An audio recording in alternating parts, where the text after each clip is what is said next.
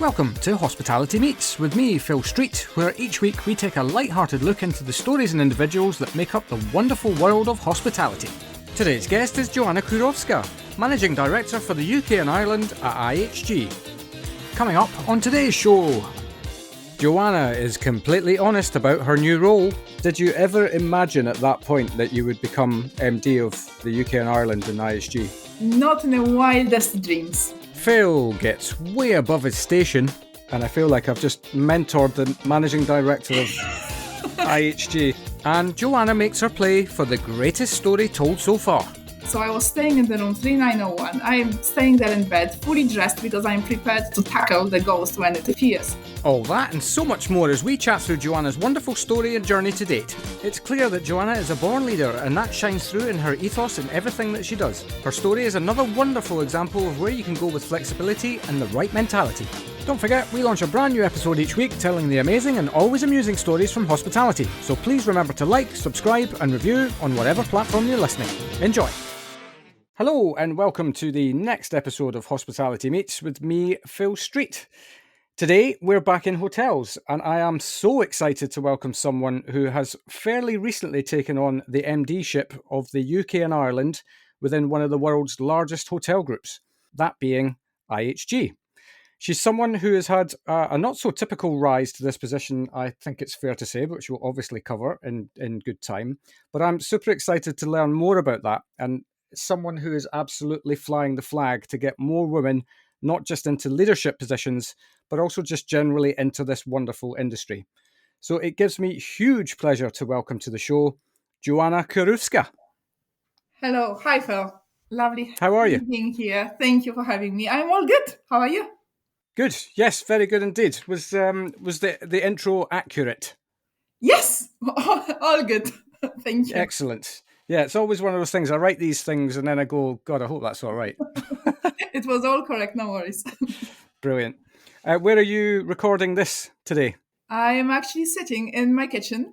So that is my kitchen table and my kitchen wall that is behind me. In the true spirit of 2020, I am working from home today. Fantastic. Yes. Well, that is now, I'm not going to say the new normal, but it's a normal that is new for sure. Everybody's working from home more than they ever were, I suppose. Definitely more than I would have ever expected, but I am finding my way through it. And like this one, for the occasions like today, it is actually very comforting to be sitting, at your own table in your own space and having the conversation. It feels almost as if we were meeting face to face in a bar somewhere. Yeah, cool. Yeah, well, let's find a bar that looks like your kitchen then. That's the way forward. No, that's great. I mean, as I mentioned at the top of the show, you've kind of recently taken on the MD-ship of the UK and Ireland portfolio within IHG. How has that been through what's been a very interesting year? Indeed, it has been practically 100 days ago when I took over the role. So that's Right. a very special moment for me, actually. This week we are celebrating 3 months in the role. Would you have done a presentation on your first 100 days? I actually haven't, but I had it somehow psychologically in my head. That was an important week. I was thinking this is the week for reflection as to what I have managed to learn over the first 100 days and what the future holds for me and what the future holds for the UK and I under my leadership. So a very special week when you are catching me on this Friday afternoon. Splendid. Well, I feel very privileged that you're giving us the time. Of course, with pleasure. And you're right. It has been quite a year, or I should say, quite 2 years that have been leading to this moment.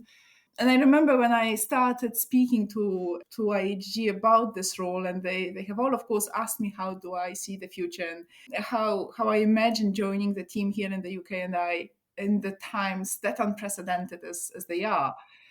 And for me, actually, this was and still is a huge attraction of the role. There is so much at play, and there are so many things that will be different, and we don't even know the extent of difference that is awaiting us in the future. It's even more exciting to be part of it and actually to be part of this future being built together. That's a wonderfully positive outlook, and I think what choice do you have, right? You can get down and depressed about all of the challenges that everybody has had to face. Or you can look at this as an opportunity to, I suppose, reflect and look at what was working and what wasn't working, and make sure that you move forward as positively as you can. Definitely. You see, I imagine that when I'm thinking about it, I actually remember the times when, as a kid, I loved playing with Lego, blocks and Yeah. Lego toy, if you will. And the most frustrating moment was when my Lego construction was destroyed by my brothers and sisters. But what it did help me build was the new construction that was, a little bit better than the previous one. And I personally was building planes, so not really buildings, but I liked building planes from Lego. And my every next plane was actually even more perfect than the previous one. Yeah. And that feels very similar.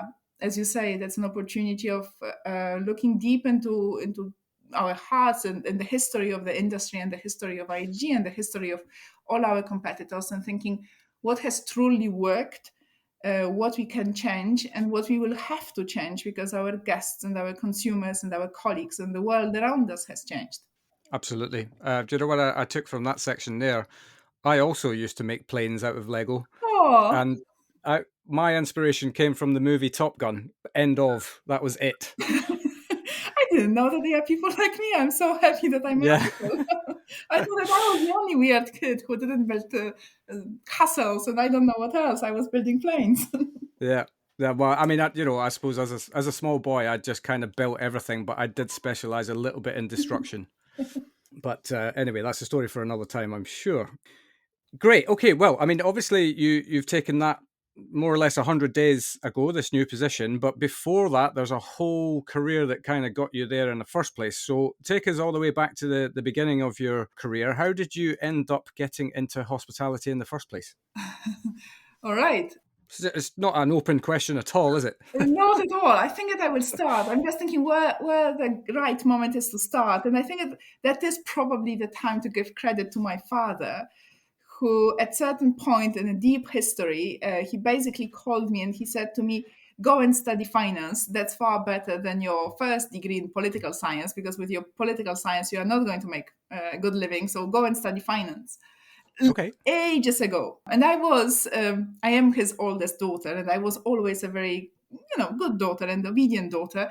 And when my father told me go study finance, I just subscribed to a course and I just, got another degree in finance. And while doing that, I was working as a consultant, as an IT consultant. So I was studying and working, as you might imagine. I just needed to somehow make it all work. Yeah. And while doing all this in the same time, my company at that time sent me on a project to a very exotic for me at that point country of Senegal, to Dakar.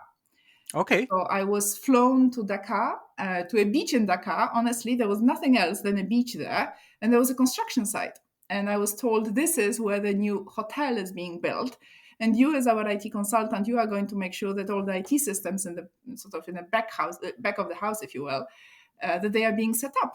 And that was my job. I was a person who was just setting up the system. So that was nothing unusual for me. I was usually doing it in factories of some sorts. I haven't done it at that point in a hotel. So I just sat down at my little desk. The construction was going all around me. There were construction workers all running around. And I was sitting there on the beach and doing my piece of whatever needed to be done. Yeah. What a nightmare position to I do some loved work in. it. I absolutely loved it. It was a little hot and a little dusty, and obviously there was no air conditioning because the hotel was being built. Yeah. But it was quite spectacular, quite something to be sitting there and literally see the walls of the hotel being built around me, around my little desk. I spent 3 months there, and then there was a little break, and then I came back for another 3 months. So that was relatively long for a project, but as I learned later on that the hospitality projects or the construction projects, they tend to go longer than anticipated. And, Yeah. and while working my way through the IT side of the project, I obviously got to know a little bit more about the hotel and the business and the team that was being built around me and the general manager and everything that was going on. And I was really curious. I really liked looking at those people and seeing how they interact and how they build the future of the hotel. And towards the end of this adventure, the general manager at that time, he invited me to his office and he said, so do you like what you do? I said, yes, I was a happy person. And he said, I'm happy for you that you are happy with your current company, but what if you joined us? And, I was very young. It has never happened to me before that someone would be Yeah. asking me the question like this. I didn't really know what to answer. And I was surprised, I was flattered, and all those emotions at once. But then I came back, I reflected, and I thought, wow, I actually could do that. I could see myself joining and being part of this very different industry than IT industry. And this nice gentleman who sort of offered, why wouldn't I just give it a shot? And I have. So I reached out back to them. I got interviewed for my first role with a company that was not IHG, that was one of other hospitality companies, and I didn't get the job. So imagine, after all this, I interviewed and I didn't get it. So Right. So he said to you, you should come and work for us, and then you I didn't get the job. went and you didn't get the job that he said you should come and work for him as. Not for him. So I applied for a different role, so not directly for him. Okay, right, got you. But it did feel a little bit like, wow, that is not a great moment. I just didn't get what I wanted. So, not the greatest day of my life. I still remember it. It was the 22nd of March. So I remember the long walk. My goodness. I know. You really do remember it, yeah. I do remember the day. That was quite a sad day. The funny thing was that on the 1st of July the same year, so 3 months later, they called me back and they said, you know what? We made a mistake. We actually wanted you, but we hired someone else, but someone else was not really that great. So do you want to join? Right. And that was my way into the industry, in a very unplanned, unanticipated way. Honestly, not that much really steered by me, but more steered by circumstances and people who might have seen something in me that I didn't know existed. That's how I started. That was my first hospitality job. I became a director of finance for a 400 rooms hotel in Croatia, in Dubrovnik. And that's Crikey, so straight in at director of finance level. Yes, that was a quick quick jump. Indeed, it was huge. It was 400 rooms, 14 restaurants and bars, a massive resort in Croatia, absolutely stunning and beautiful, and an opening, by the way. So that was a hotel that just opened, and indeed, I became a director of finance, and I discovered this world that is very special to me. And whenever I speak about it, to my sisters or to my friends, they have troubles understanding why I speak so warmly about this business. But to me, truly, hospitality is different. It is different than consultancy. It's different than many other industries. And it has this particular power of impacting people's life in a gentle way and making those life easier in a very elegant manner. And I found it just my place under the sun, if you will. Yeah, that's a really lovely way to sum it up, actually. And, I've had many a guest on the show now, and, I think people sometimes forget this industry exists to make people feel special, basically. And it's such an honourable and wonderful thing to do. And it doesn't really matter at what part of the business you sit.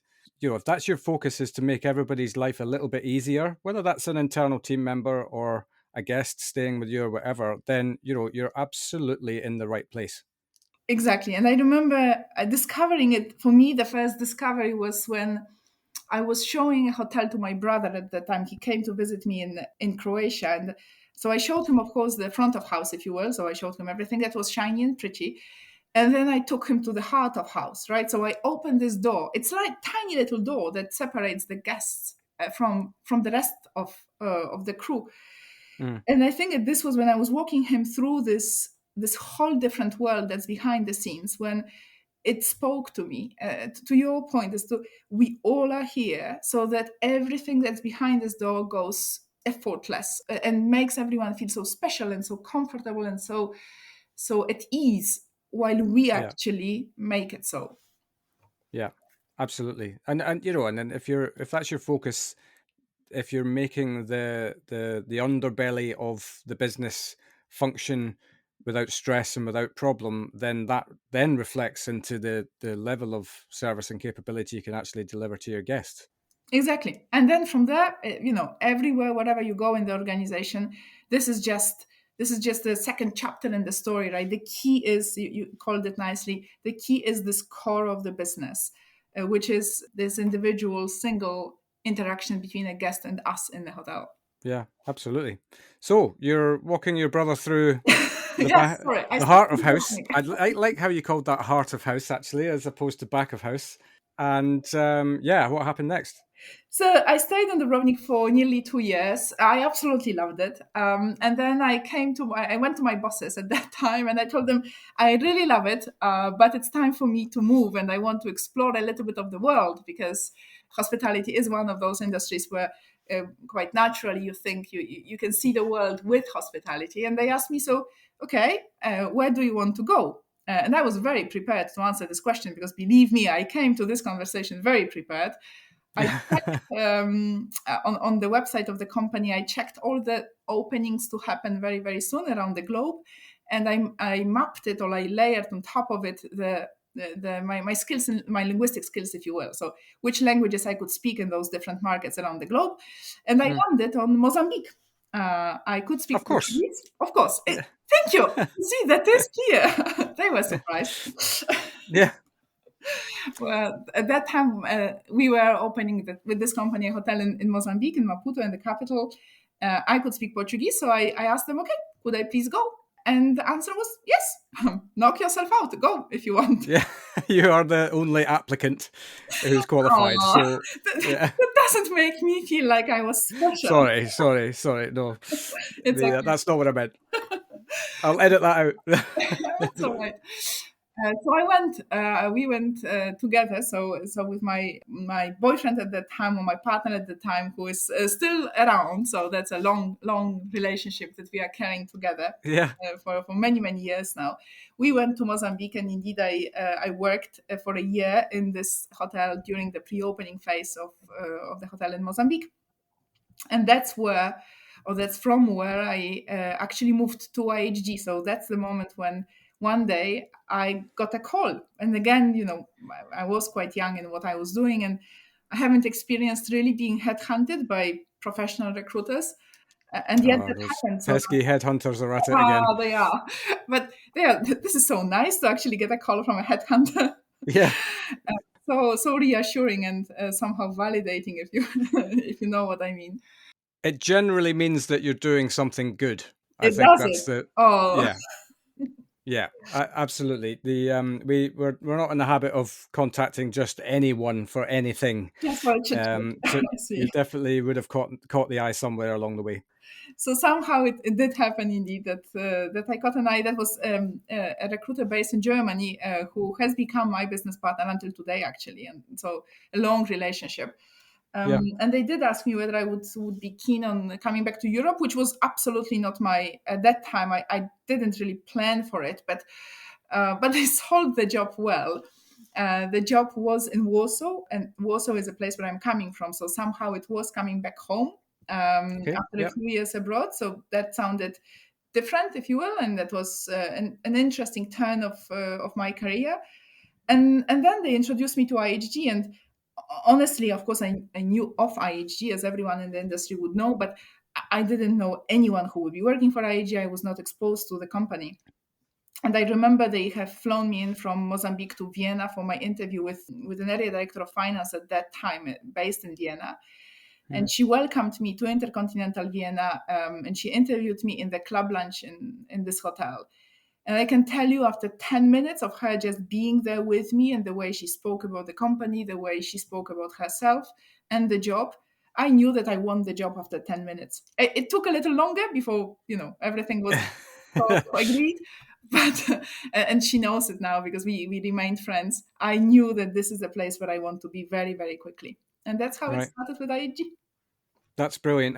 That's the same sort of, we actually always talk about this in the world of recruitment, around the fact that a lot of the time it is still that first impression from the candidate's perspective as much as the company's perspective as well. It's like you've gone to look at 3 houses and you walk through the door in one house and you just go, yeah, that's the house for me. It's exactly the same principle when it comes to mapping out your career.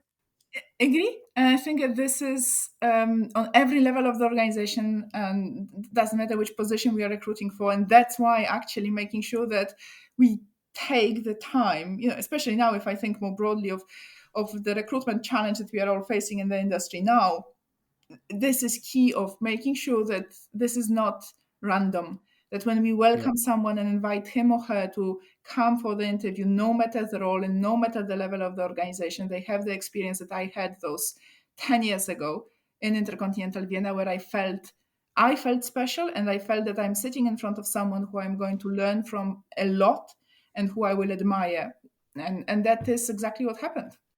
Yeah, but that's not actually that difficult to achieve. I mean, it's one of those things that actually, if you we're looking to invite someone new to come into our business, let's ensure that we make their experience enjoyable from start to finish, whether they end up taking the job or not. It's something that lives long in the memory. And I've spoken to a number of people about this over my life around the fact that actually it fundamentally does not matter whether that person gets that job or not, because they've now become an advocate for your company, even though they're not working for you. Of course, that's the same as an experience, at the airline, or it's the same as inviting people home, right? You invite 10 people home for a party, they might not all end up being your closest friends, but you want to have this group of advocates or the group of supporters just spread around the globe, speaking highly of those few hours that they have spent with you. Yeah, absolutely. And then, how often does it happen that 10 years later, an opportunity comes up in company and they go, oh, do you know what? Yeah, I'd still would love to work for that company. Exactly. And there you are. But anyway, yes, I digress slightly. That's me going off on a recruitment rant. That's what that was. But anyway, so you took the job, I took and the job. It was exactly 10 years ago. So it was 3rd of October, 10 years ago, when I oh started wow, in Intercontinental Warsaw. I feel like we were always destined to do this talk at this time. There's lots of landmarks happening here. I think if we can believe in fate, yes, today is a day of believing in the fate around us. Yeah. It is quite symbolic. 2021 for me is quite symbolic if you think about it. Somehow crowning the 10 years career in IAG by this move, and by this promotion, to me it feels very, very emotional. I must admit. Mm. So yes, I started there. I started as director of finance of Intercontinental Warsaw, and that is where another big moment happened in my life, a big moment of learning, where I walked into my general manager's office one beautiful day, and I told him, "Nice working with you, but just by the way, I'm here for 2 years, and in 2 years I want to make a career move. So, Okay. sort of." I was polite, but the message was, "Don't get too attached. I am on my way out anyway." And the good thing is that he was, and he still is, a very wise man. So he sat me down and he said, "Okay, so uh, explain to me what you really want to achieve and where this is coming from." Needless to say that I spent actually in the hotel 4 years. So I worked with the Okay. gentleman for 4 years. And it is not it's not because I couldn't have done anything else. It is by choice, because I really appreciated us working together. Mm. And that was my first big learning, which was be patient. Just don't over jump it. Don't try to take a shortcut. Enjoy the ride as it is, and take the best out of it and learn out of it. And that is this experience in Warsaw that, well, yes, I was a director of finance, but I also was exposed to many other aspects of the business. That is what gave me a great foundation of understanding the business quite intimately, and not only in the finance side of things, but holistically, more broadly. And that's Yeah. thanks to him and thanks to the doors that he has opened for me. And then when the time was right, I started taking over the leadership over a few more hotels in Central Europe from the finance perspective. So slightly and slowly growing my estate, if you will. Yeah. And from there, indeed, it was in January 2016 when IHG has called me in and asked me whether I would like to join the corporate office. Okay. And that was a massive transition. That was first, I had 3 big transitions in my life. That was the first one. moving from a hotel where you are a director of finance, so you're basically one of the senior leaders of the hotel team, and it's a big hotel in Warsaw, so you are responsible for the lives of 350 people who are working in the hotel. From this place, I'm suddenly accepting the role here in the UK in our global and European office in Denham in Western London. And I'm coming to this massive office of, I don't know, 500 people who are normally, working in and out from this office, a nice glass building and a very different corporate environment. It's a massive transition from being part of where the action happens in a hotel with the guests and the guest complaints and everything that is so speedy and at pace, because the life in the hotel is 24/7 and everything happens quickly. Coming to the corporate office where things are far more strategic, far more forward-looking, far more corporate in a good sense of term, but very, very different from a hotel. Yeah, and I have actually been to that office that you'd speak of. You visited. Yeah, it's quite an amazing place. There's no question about it. It is. But so you have seen it. So it's just for those who can't see it. It's a glass building in the middle of the nice countryside with a golf court nearby, with a river just passing through the office gardens, with sometimes deer just hanging around the office garden. It is quite surreal to come from a buzzing city center to this literally middle of nowhere with my whole love for Denham village as such.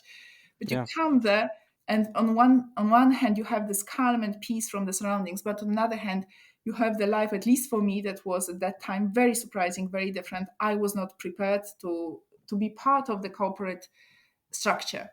Right. And that was my learning. And the learning I took from this was I will never make a similar move without actually preparing and without being aware of how much of a transition a move is. And I have taken this learning from those days until today. And when I was moving, for example, to this role, I have really made sure, and we spoke about it a lot with IAG, as to how to prepare, how to integrate the role without having this massive shock of how different it is from the previous one. Yeah, I suppose that's, not to be underestimated, because, okay, but up until earlier this year, you've been with the company for the best part of 10 years, which you've now gone through. But, I suppose it's a very different part of the business, very different role from what you're used to, so making the transition, the expectation is somebody will just get on with it and that's fine. But I think actually to be able to think about these things in kind of minute detail, I can imagine would be worth its weight in gold. You see, when I was preparing for this role earlier this year, I actually discovered the power of the last 100 days.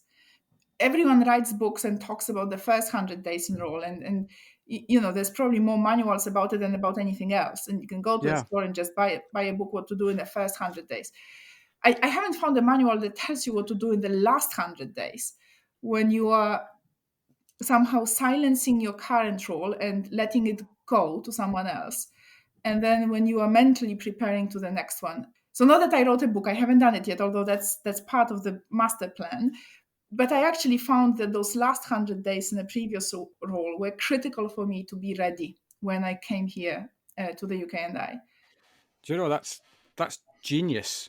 And before you said that you were going to write a book on it, I'd literally just written that down as a title for a book, because, you're absolutely right. Nobody thinks about this, but actually the transition away and how you leave that role behind for somebody else to take over, whether you're staying within the company or leaving the company, actually, it's got massive weight in terms of its importance. So I'm happy you like the idea.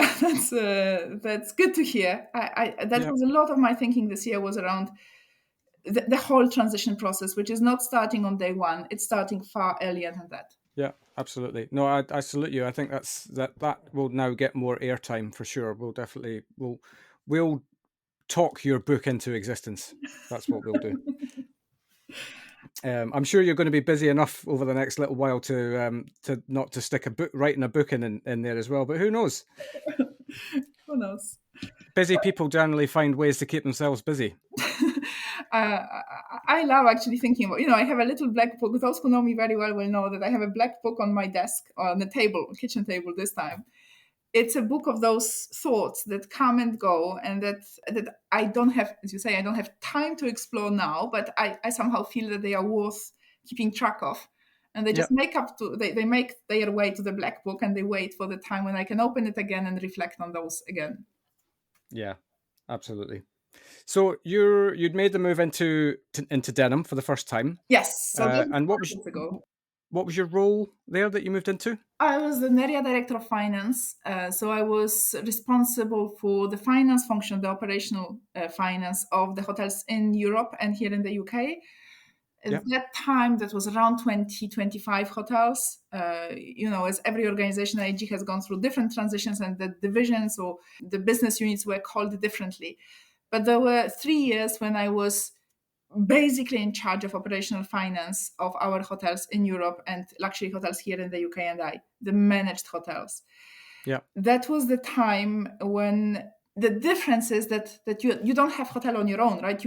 You are leading through other leaders, and I started to learn how to lead through influencing other leaders. That was the massive learning of those 3 years, was how to be in your function, so in finance, but how to actually shape the business through showing the others what you can see in the numbers, and inspiring them to follow the train of thoughts that you might be having, concluding out of those numbers. That's actually a massive psychological step to take, because you're going from a kind of on property leadership position where you can be right there and you can kind of be hands on with people, on a day-to-day basis if you need to be. But actually, when you make that step up into a multi-property position where you can't be there every day, that level of trust that you need to have in these people has to be high. But also, how do you lead the leader? Because these people were, effectively doing your hands-on leadership role that you've just come from. Absolutely, and more. So trust is one, as you said, leading through leaders and leading leaders. That was a second learning, and probably the toughest one was letting go again. So just allowing oneself to it's almost like jumping off the cliff. You close your eyes and you need to trust that you don't hold all the answers, and that the execution of what might be agreed is going to be different than if you were to do it yourself. But that's all right, because your role is not to execute. Your role is to make sure that the outcome is there, and the ways or the pathways to the outcome might be different. But that was a critical experience for me to actually appreciate and understand what it is to be in a corporate role in a big, massive global organization. And I love it. I found myself, that is something that I can breathe and live through. And I found my space here. That is probably not for everyone, but for me, I enjoy this ability to actually have the impact on the business in so many ways through others. Absolutely, I can see that. I can see as well, having gotten to know you briefly and what I've read about you, that plays nicely into your kind of natural demeanor and your personality in the sense, and especially as you continue to climb the ranks. I suppose these skills that you're learning at that point are preparing you for this point. Although obviously I couldn't have seen it at that point in time, as you can imagine. So that is where the second learning comes around in 2019, so 2 years ago, when the opportunity of moving out from finance to operations happened to be presented to me. And that was, one of those days when you have a conversation and the company tells you, listen, this is a job that we think you can do.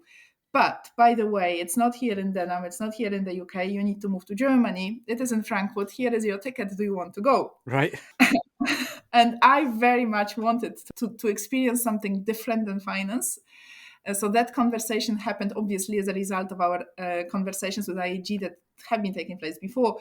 So that was not a surprising outcome. That was rather a very welcome development and a huge vote of confidence, right? So IAG was offering me the opportunity of laterally move from finance to operations, even if technically, and if you look through my CV, I have never done operations before. I have never been a GM. I have never done anything operational in my life. And yet the company had a trust in me that I actually can do that and can make the transition because of, as we discussed, I could have led through other leaders in finance, so the trust was there that I can do the same, leading other leaders, leading general managers of the business this time. Yeah. And Yeah, yeah. Frankfurt was just a nice twist to that, because I have never lived in Germany, so why not? Yeah, well, you're. I'm seeing a little bit of a pattern here that your mind is definitely open to travel, for Yeah. sure. But it's a wonderful byproduct of the industry, though, isn't it? I mean, for you to be sat on a beach in Dakar, to moving back to Warsaw, then to the UK, and now to Germany, and I'm guessing back now in the UK in your role. But one, you've got to be, I suppose, open to these opportunities as they present themselves to you. But it's not just always as easy as saying yes, let's do it. Especially when you've got like family and things like that you need to consider in the mix as well. But I think it is a wonderful thing about hospitality that it literally can take you kind of anywhere. For me, it's not even a byproduct. I think it's part of the product of hospitality. It's somehow Yeah. part of the DNA. But you are totally right. And I think this is one of, while working with so many colleagues around those offices, and, also listening to my friends or my sisters, and I have many of them. So, they have very different walks of lives. It is a certain lifestyle or a choice of life one takes, but it's not for everyone. It's not for everyone at any point, and it can change during one's life. Yeah. And it looks glamorous, right? And you're right, it is quite glamorous to be moving from Croatia to Dakar, from Dakar to Denham, from Denham to Frankfurt, etc. But there is a darker side of it. It's and very honestly with you, and we chat here as if we could see one another.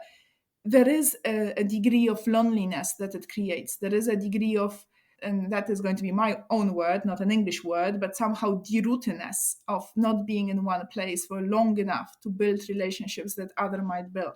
Sure. Yeah.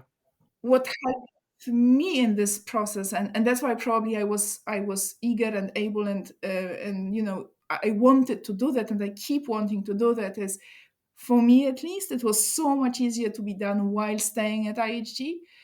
And although changing the country, it's another relocation, it's another house, it's another routine that you built in your new location, there is one constant in your life, and this constant is IHG. And yes, you change teams and you change people who you report to and people who you work with, but the culture is the only constant thread that stayed with me for the past 10 years. Yeah. And it's one less thing for you to worry yourself about when you're moving jobs, for sure. But also, I suppose that can't be underplayed, because you also kind of probably know where you need to go to if there's a problem that needs to be solved that you can't solve. You know who the key stakeholders are, who people need to get things done, and all of these things that if you're transitioning into a new company as well as relocating, it's a few less major things to concern yourself with. Absolutely, and that's what, that to me, that's what creates the bond, as you say. You know who to call, and as old-fashioned as calling might seem, because that sounds very 19th century, calling someone, it is still the biggest and the most reassuring.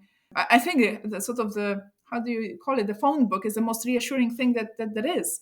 That there is someone there who will know the answer, who will know where to go, which direction to point you to, or just listen to you. Huge comfort. Yeah, absolutely. So you're in the operations role, Oh yes, having made that move in Frankfurt, and what happened next? So I'm indeed in Frankfurt, and another key encounter in my life. So I have my boss in Frankfurt, who basically, he just gets me sort of as a gift from Denham. I'm arriving there, and I am a new director of operations for Northern Europe, as we call this region in IHG. So basically, the region from Belgium to the eastern borders of Poland at that time. And he gives me a huge gift of trust.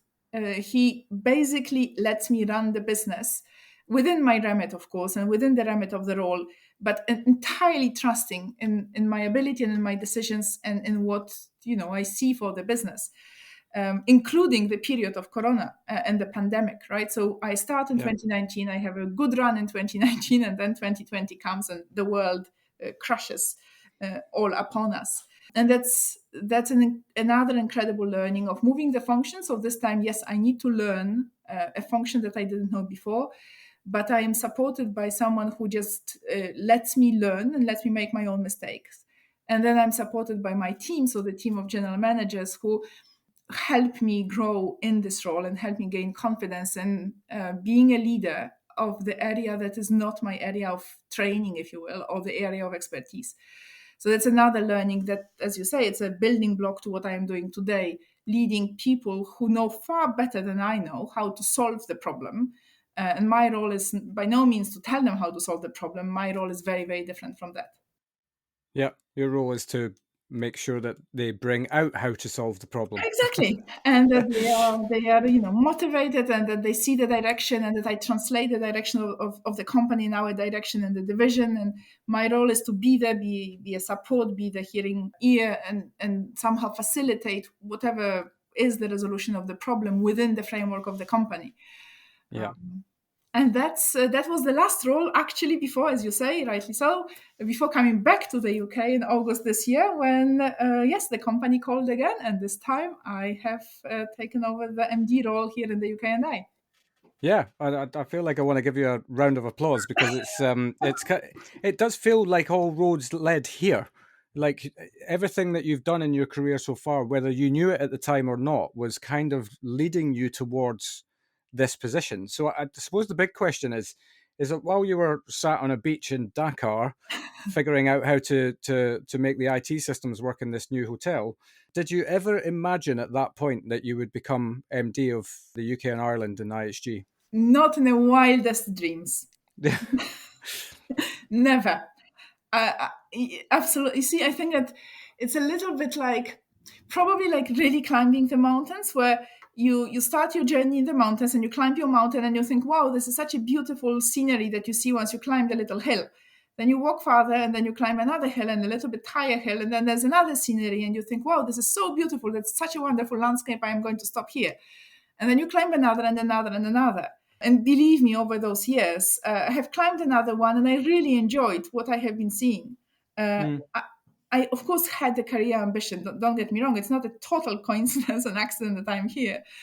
But I would have never, sitting in Dakar, I would have never imagined that I would have ever been entrusted with a business of that size here in the UK and I, which is obviously our core and our home market for IHG, with a role that is so broad in its remit as the role of the MD. Yeah.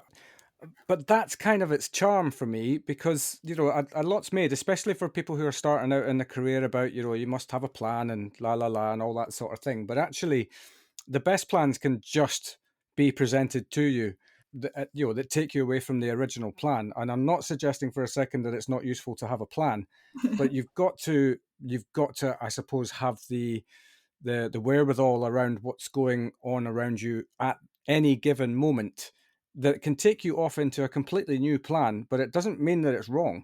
And I love that, but I also love that kind of every role that you've taken has added value to what you've already got, which has added value to the next one, which is, and so on and so forth. And you find yourself here, and I suppose you're still young.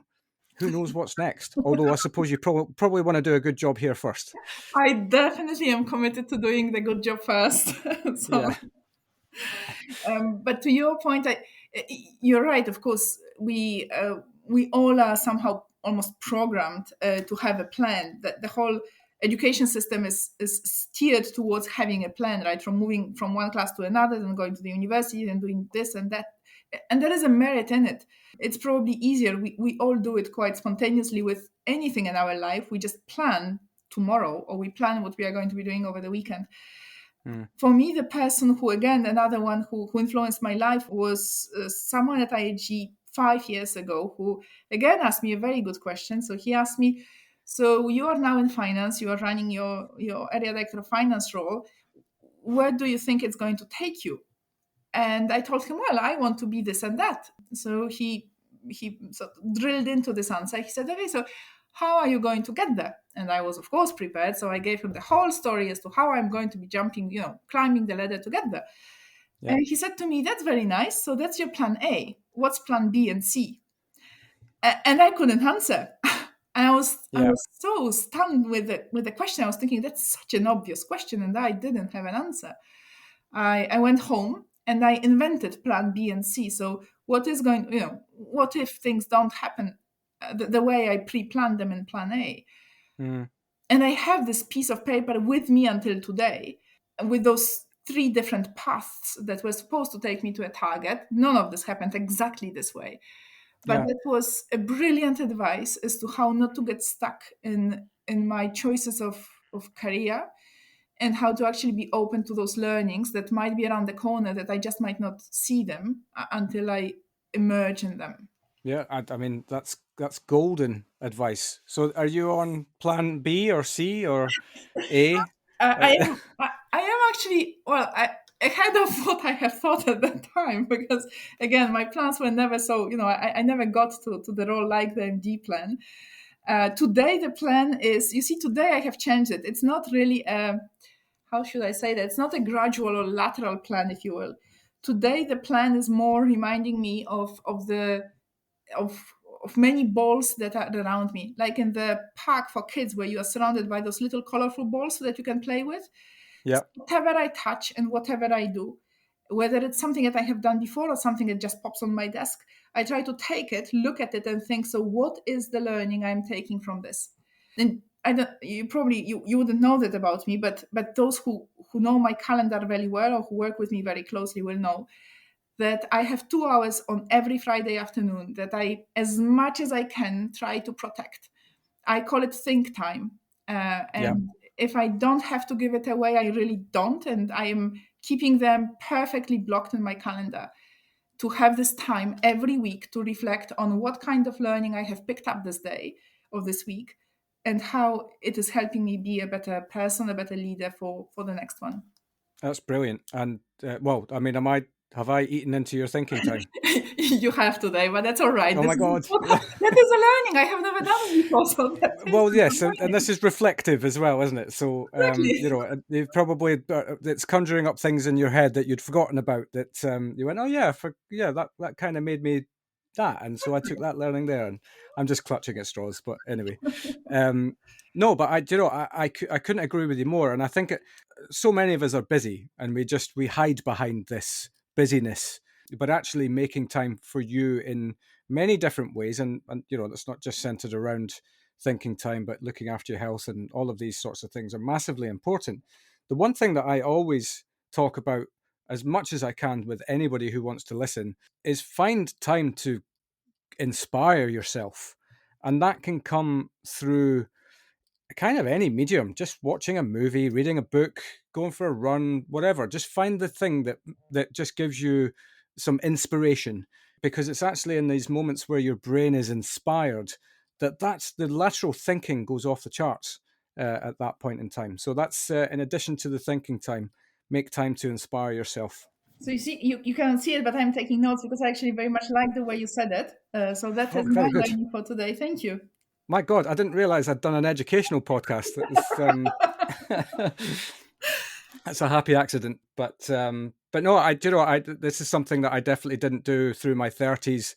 I just, I was one of these guys that got my head down, just cracked on and got on with it, and didn't really think too much about what was going on. Just, I definitely was a live in the moment kind of person. But then there is these things that happen to you where they do make you think, and they do give you that moment of reflection. And I think that the thing that I always come back to is this: just inspiring.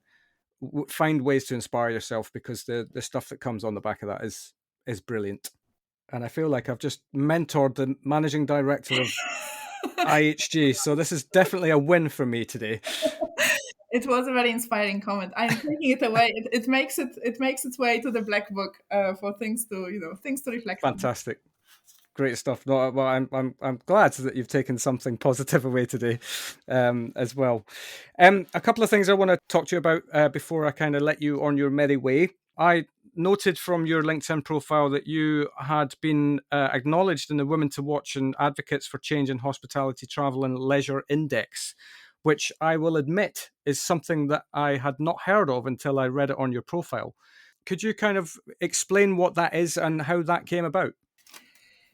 Of course, that is indeed a recognition for female leaders in the industry. It is one of those organizations that aims to create a platform, so women in hospitality, create a platform for women to exchange, to find mentors between one another, to coach one another, and to find actually a space, a safe space to learn, but also to talk about the challenges that there might be or that you might feel when you are a woman in this industry, especially when you are building your career towards the senior roles.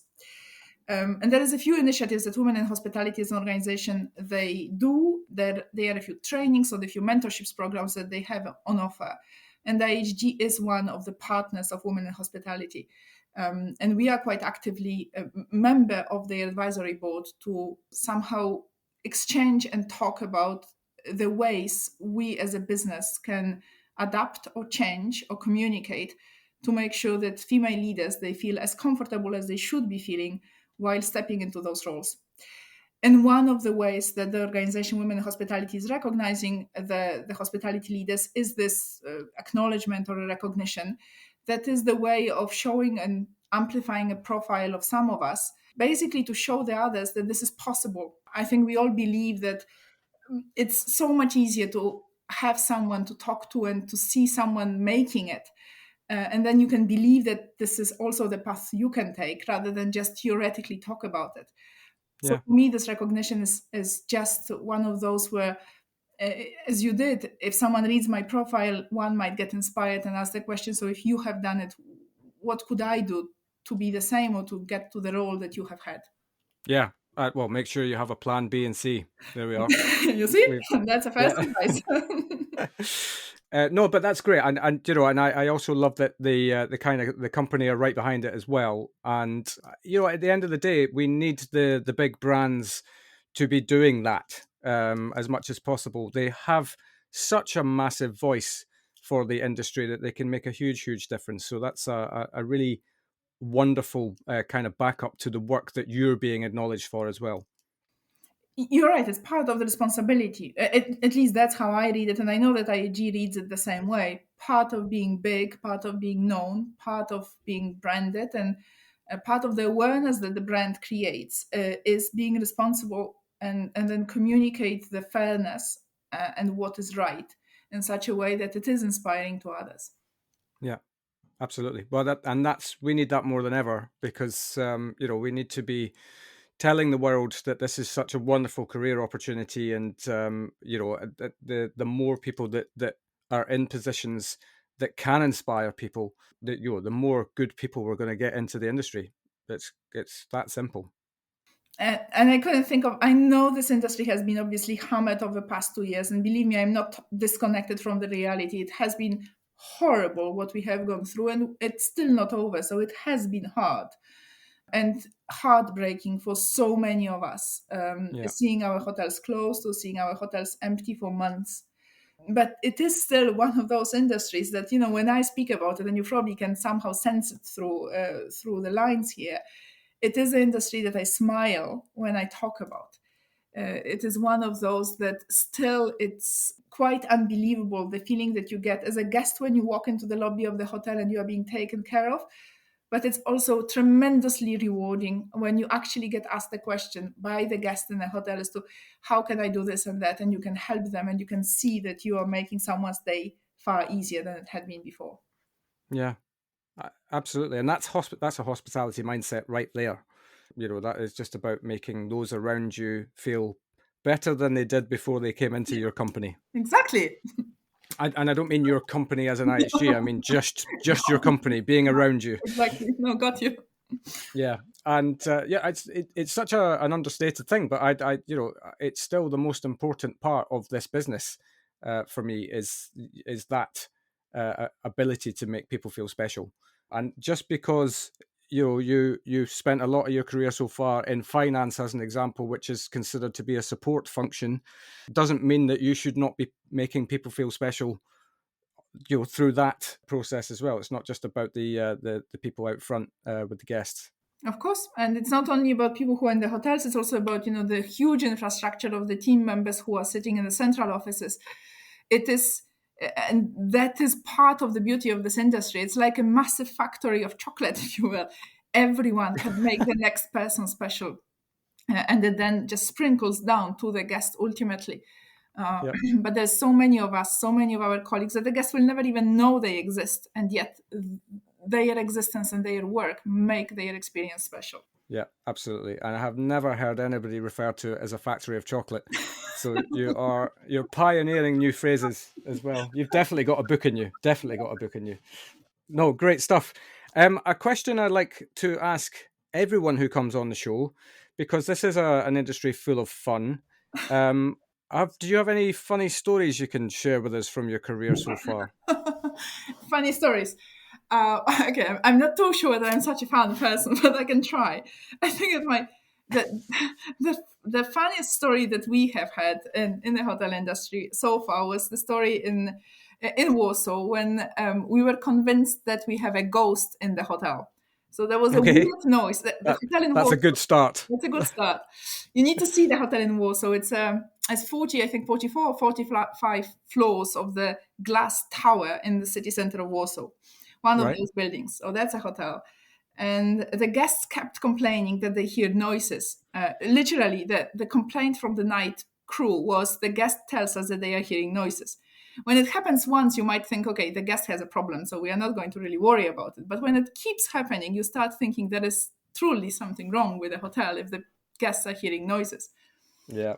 So we have started a full investigation as to what kind of noises the guests might be hearing. And the investigation went very far, and I took it on myself to solve the mystery of the ghost. We started to call this voice a ghost.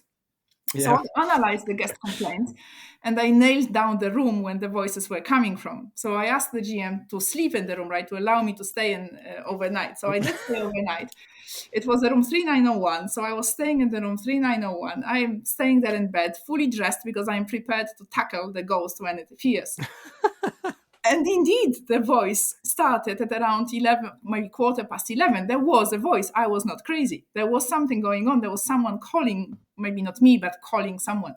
It was pretty spooky. So believe me, at 11 p.m. in a hotel like that, you don't really want to be there alone with a noise of unknown origin. But that's fair to say, yeah. But with my all determination, I took my master key that opens all the doors, because I was fully in a very Sherlock Holmes type of mode.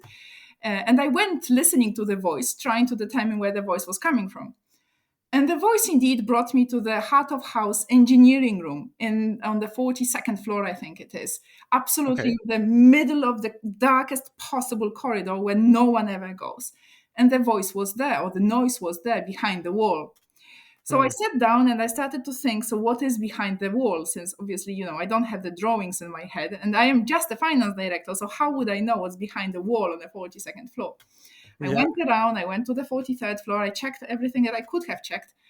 And then I discovered that behind this wall, there is actually a swimming pool that goes 2 floors down. So yes, that was quite logical. I just, couldn't imagine in my head that the swimming pool floor is going to be on the 42nd floor. And what appeared to be the ghost was actually a swimming pool vacuum cleaner that you put on at 11 p.m. So indeed, at 11 p.m., someone was putting on the vacuum cleaner for the swimming pool, and this vacuum cleaner was just making its way through the swimming pool, making the noise. And truly, we have changed, I don't know what, we have changed the vacuum cleaner, we have changed the provider of vacuum cleaners. Something has changed, but this vacuum cleaner was making the noise the previous ones were not making. It took me the whole night, but I found the reason, and I discovered and I somehow unraveled the mystery of the ghost of Intercontinental Warsaw. Fantastic. And we're gonna start calling you Joanna Creek now, like Jonathan Creek, because it's the logical brain wins every time, right? If the illogical, I don't even know what the Sherlock Holmes saying is, but if when you remove all of the illogical, you can only be left with the whatever. Yep. I don't know. You can only resolve it with logic. But no, that's great. So you might be the first person on the show to have done a spooky one as well. So, and God, if we'd have just done this a couple of weeks earlier, I could have had this as a Halloween special. Oh, sorry. Yes, I just ruined your Halloween special. Well, never mind. No, that's great. And do you know what? These are the things that I love about this industry is that everyone probably has a book in them actually around the stuff that happens and that you get up to. Most of it you can't share with the world because of discretion generally, but it's little moments like that kind of, that's actually in itself highlights this little moment of teamwork as well, that we're going to get to the root of this.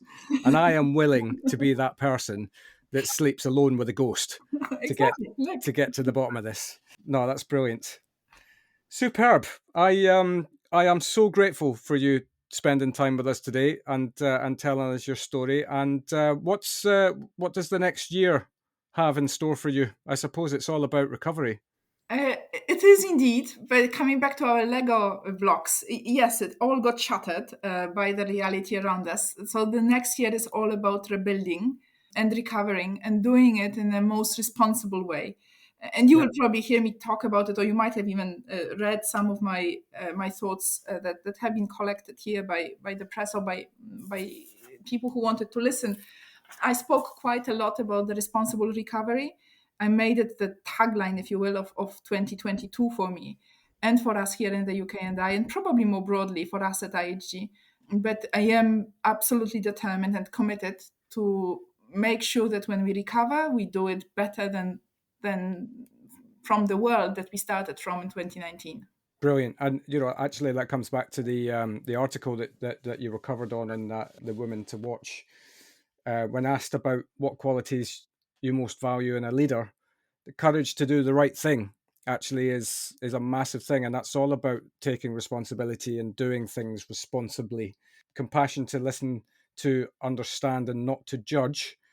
That's going to be critical in the leading of people right now, and the care to genuinely lead, and that's about you being you and being authentically you. And these are I couldn't have summed up what you wrote any better as to the things that I think that we need in leadership right now. And it's really, really wonderful to see that after your 100 days have passed, that I suppose the hard work starts now. It has started 100 days ago, but yes, we are fully in it. No, and I wish you all the very best. Everything I read about you and everything I see in the press is only positive, and I think the company have made a monumentally wonderful choice, and I wish you all the very best in the next phase. Thank you, Phil. That's very, very kind of you to say. Very emotional for me to hear. So really, thank you. Bless you. Thank you very much for coming on the show. Of course, with pleasure. Thanks. We'll speak again soon. Take care.